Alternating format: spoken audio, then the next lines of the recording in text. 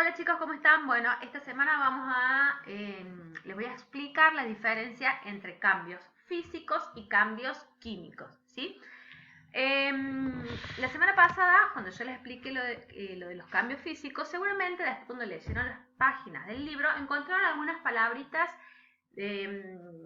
nuevas, no son difíciles, pero sí tienen que aprender a usarlas, como son, por ejemplo, la palabra átomo, ¿sí? Así como, ¿se acuerdan cuando vimos la célula y vimos que eran la unidad mínima de todos los seres vivos, ¿sí?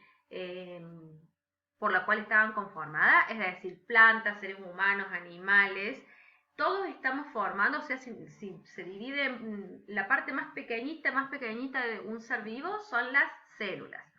En el caso de los materiales o los objetos, las cosas, todo lo que sea abiótico, está formado por átomo.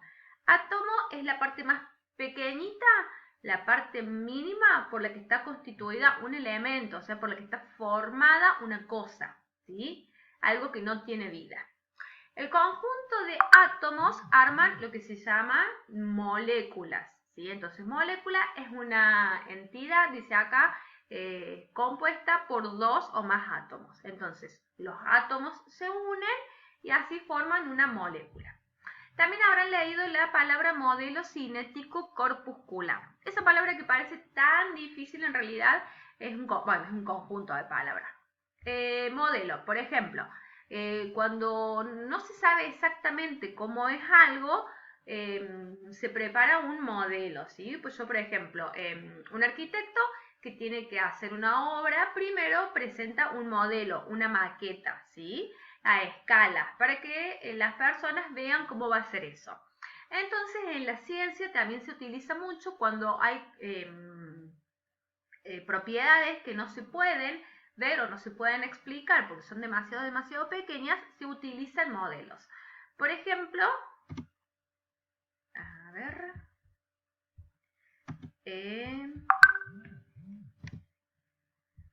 a ver. Por ejemplo, este es el modelo de un átomo, ¿sí?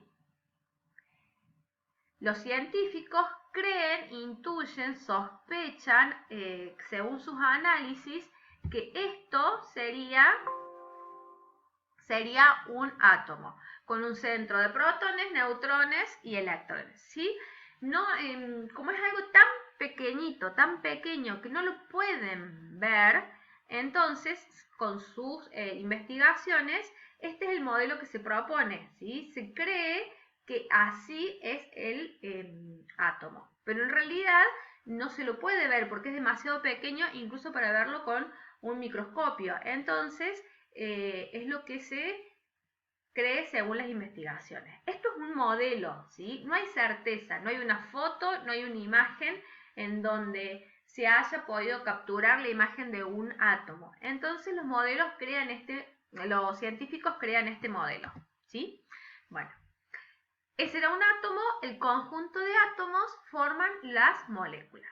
El modelo cinético corpuscular es un modelo, o sea, es una imagen creada como un dibujo, por decirlo de alguna forma, de lo que sería el movimiento de las partículas, ¿sí? Es una representación del movimiento de las partículas, ¿sí? El modelo significa representación, cinético significa movimiento, la energía cinética es la energía de movimiento, y corpuscular son partículas muy pequeñas, ¿sí? Si yo traduzco todo esto que dice modelo cinético corpuscular, sería una representación del movimiento de partículas muy pequeñitas, ¿sí?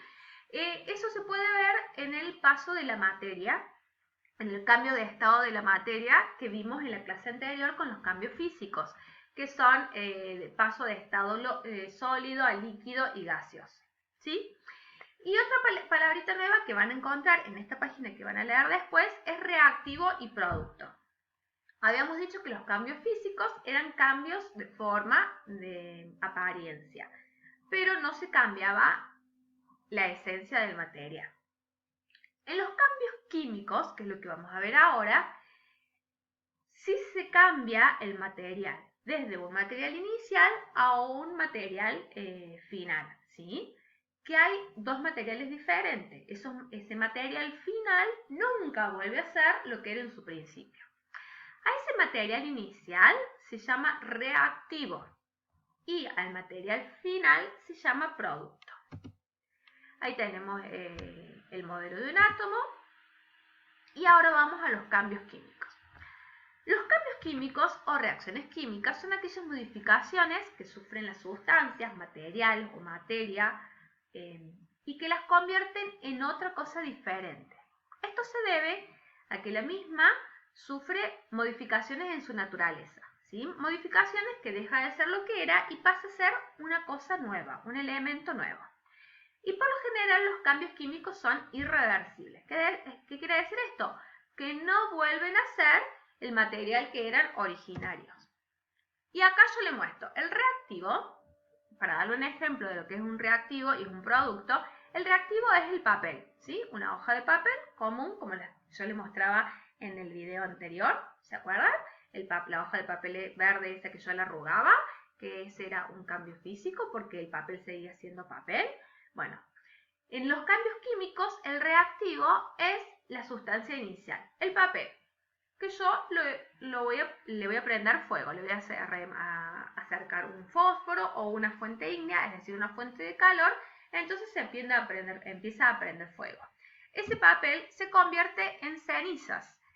Ese va a ser el producto, las cenizas va a ser el producto. ¿Sí? Durante la combustión o la quema de este papel va a emitir una cierta cantidad de gases, ¿sí? Esos gases se liberan y lo que me queda al final es esas cenizas.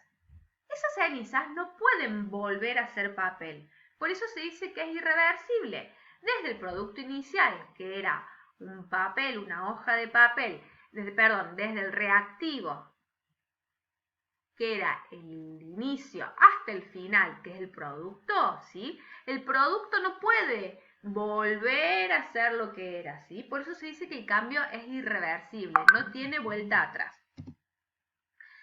Hay diferentes tipos de cambios químicos. Por ejemplo, la corrosión de los metales. Si yo dejo una mesa, una silla, un banquito de metal al aire libre, en donde le da el sol, la lluvia, la humedad, en donde le afecta el frío, el calor, esos metales, se van a empezar a herrumbrar. Entonces eso es un cambio químico. ¿Por qué? Porque ese herrumbre no puede volver a ser el mismo metal que era antes. La degradación de los materiales, ¿sí? ¿Se acuerdan que nosotros habíamos, no lo vimos, pero por ejemplo los materiales, toda la basura, todos los residuos que nosotros tiramos tardan un tiempo en degradarse. Bueno, esa degradación también es un cambio químico. La combustión, por ejemplo, yo enciendo una hornalla, ¿sí? El gas que sale de esa hornalla, con una fuente ígnea, o sea, con una fuente de calor, empieza a prender fuego. Entonces ese gas o ese combustible se transforma en calor y en algunos tipos de gases como monóxido de carbono, etc. La electrólisis, que sí no se los voy a explicar porque interviene la electricidad, pero es bastante difícil, así que prefiero no complicarlos con ese tema. La fermentación, por ejemplo, ustedes saben que el vino es el jugo de uvas que dejándoselo un tiempo macerar, empieza a fermentar, empieza a haber algunos cambios para transformarse en vino. Entonces ese es un tipo de cambio químico. La fotosíntesis, que es el proceso que realiza la planta, es otro de los cambios químicos, y la respiración, ¿sí? Cuando nosotros respiramos, inhalamos en mayor cantidad dióxido de carbono y eliminamos monóxido de carbono. Ese proceso que hace mi cuerpo también es un cambio químico. La corrosión de los metales. Acá tenemos una cadena que está toda derrumbrada, ¿sí? Ese cambio que se puede observar es uno de los tipos de cambios químicos.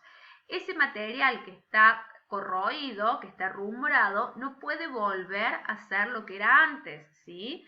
Seguramente ustedes me dirán, sí, señor, pero si yo lo lijo, la cadena va a dejar de tener óxido. En realidad no, la parte superficial ya está corroída y si yo le elijo, le saco esa parte y lo que se va a conservar es la parte interna del metal, ¿sí? Pero esa parte que ha sido corroída por el viento, por la lluvia, por la humedad, no puede volver a ser lo que era antes.